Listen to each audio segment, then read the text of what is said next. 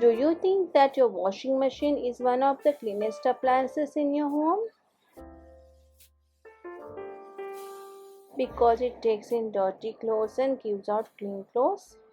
Magical, isn't it? Then you are wrong. We use washing machine day in and day out,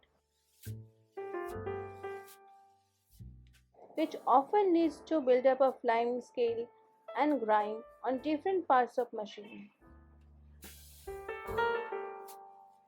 As a result of which effectiveness and life of the washing machine reduces. Additionally, it also gives your washed clothes a musty smell. But no worries. Descaling your washing machine on regular intervals can remove white chalky limescale deposition from the appliances.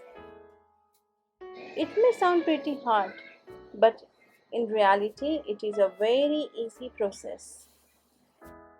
Open the detergent drawer of your washing machine. Then empty the sachet of descaler into the detergent compartment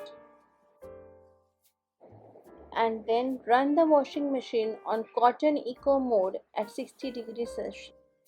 Your work is done.